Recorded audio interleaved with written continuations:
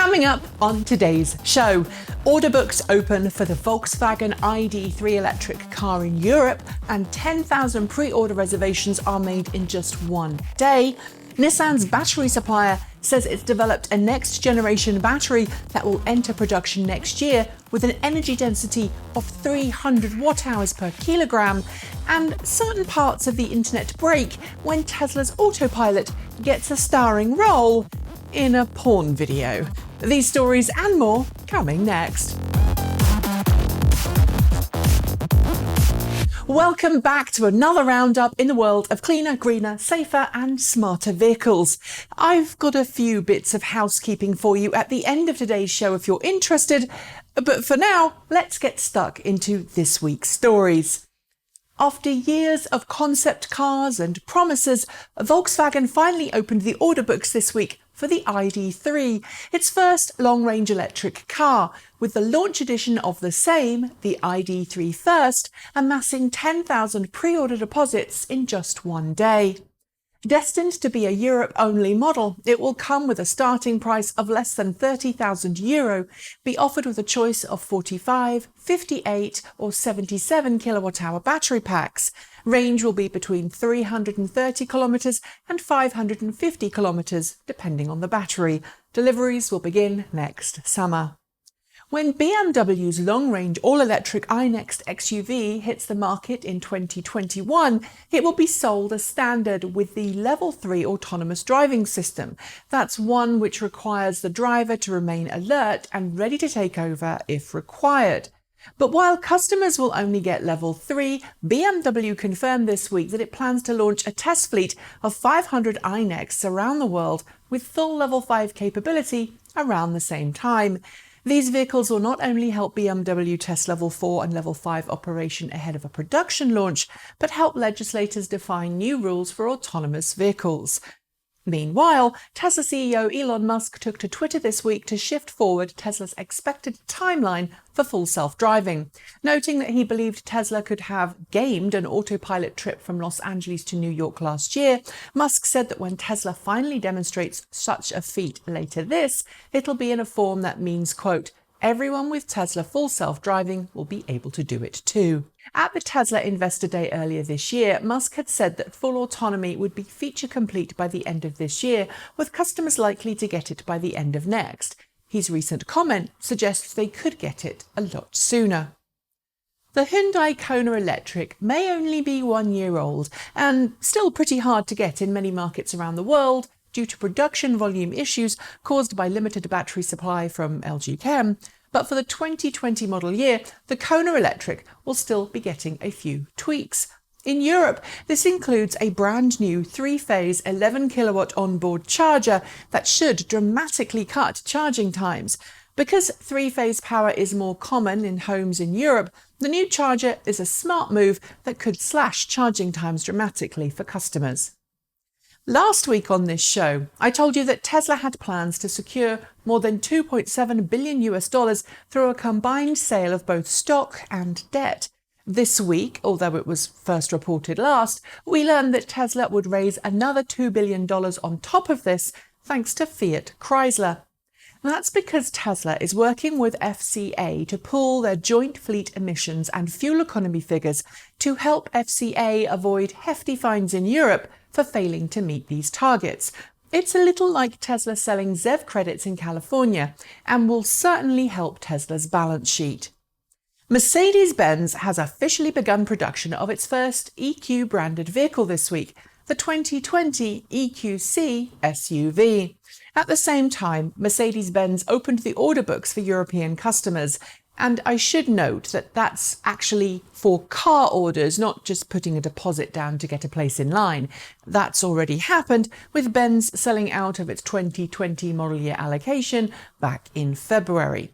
The first customer deliveries of the EQC are expected in Europe presently, but yet there's still no firm launch date for other markets.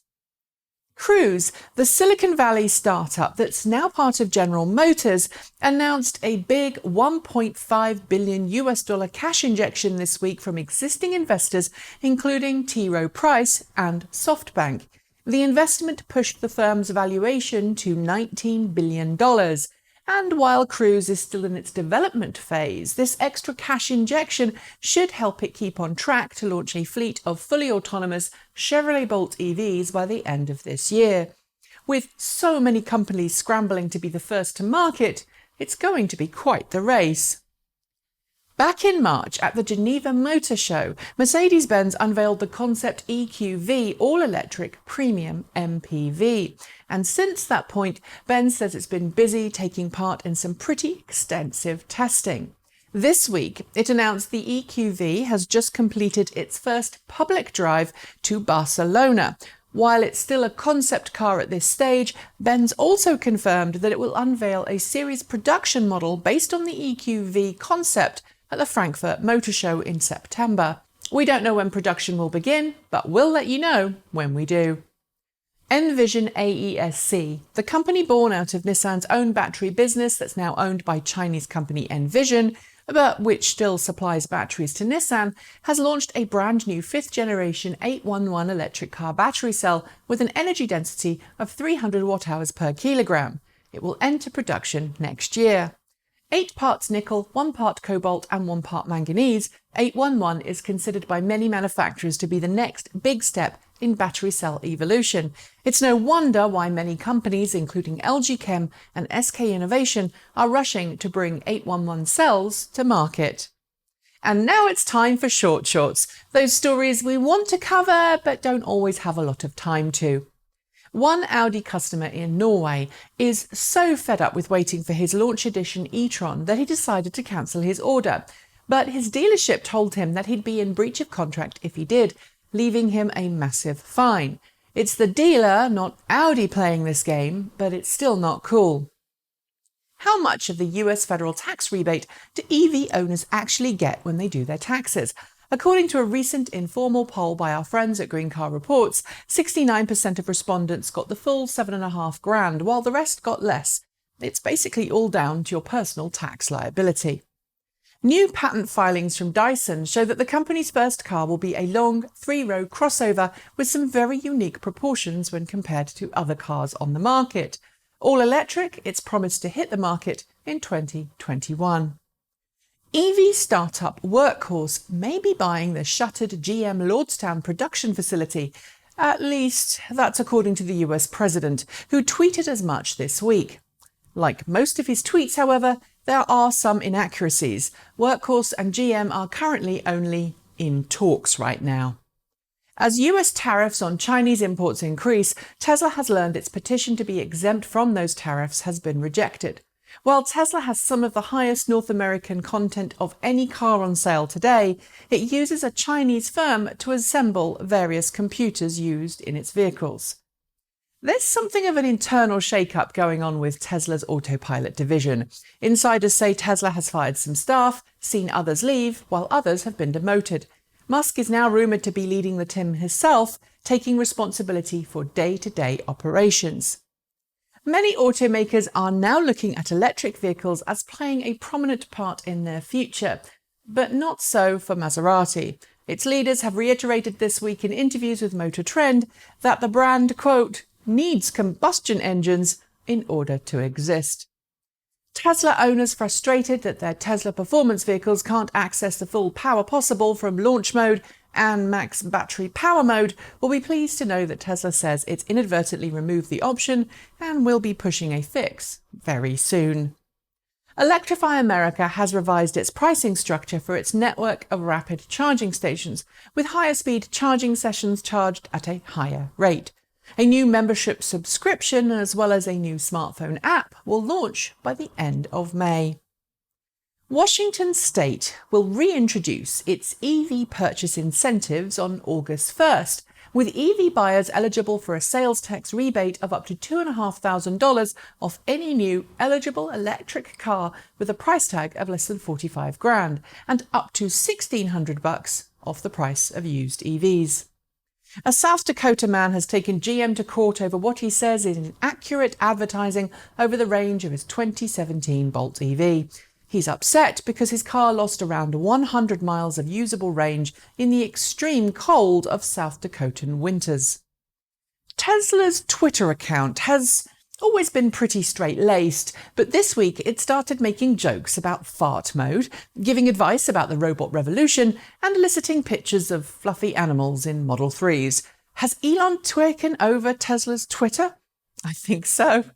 Volvo is getting some kickback after confirming that from 2020, any new Volvo will have its top speed limited to 180 kilometers per hour. It's also going to install cameras and sensors to ensure drivers are paying attention, all to reduce accidents. Opel has confirmed that it will launch the next generation Corsa hatchback on June 4th, with an all-electric variant of the same available to order from the get-go. It's nice to finally see electric vehicles offered alongside other engine choices at vehicle launch.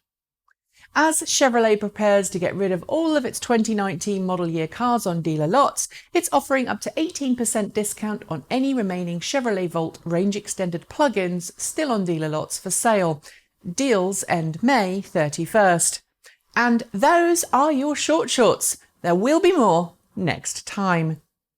The current US president might have a bit of a love affair for what he calls beautiful clean coal, but the rest of the world has been working pretty hard to wean itself off the stuff.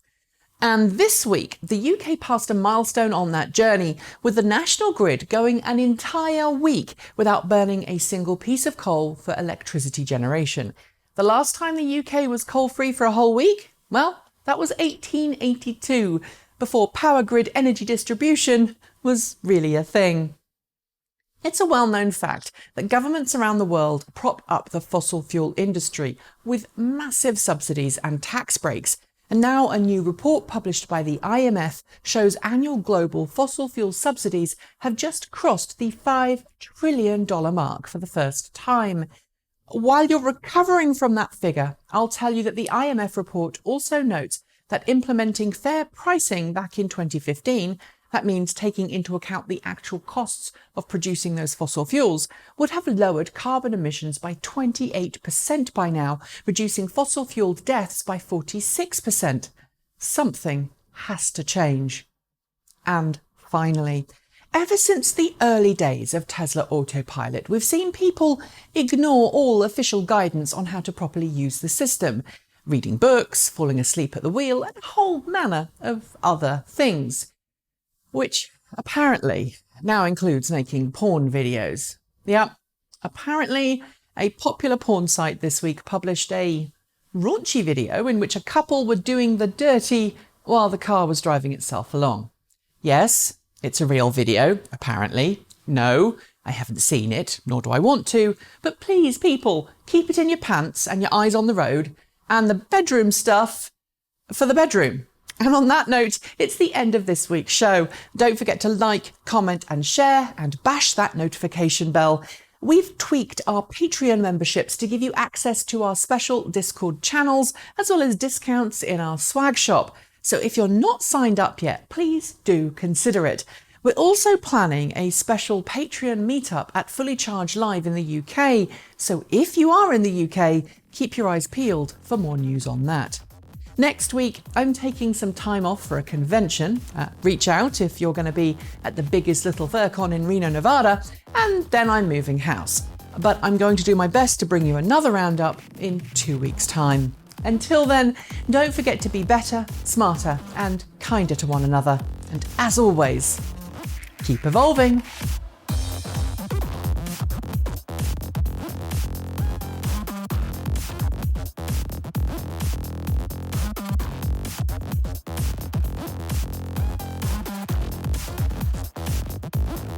Yeah, we're like the Marvel films now, with a little hidden bit at the end. I just wanted to thank all of you for helping us continue to grow. We've been so busy in the past few weeks that it has really hit me how far this channel has come since we started.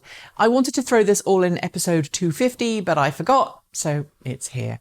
We're going to be doing some giveaways in coming weeks too, so keep your eyes peeled.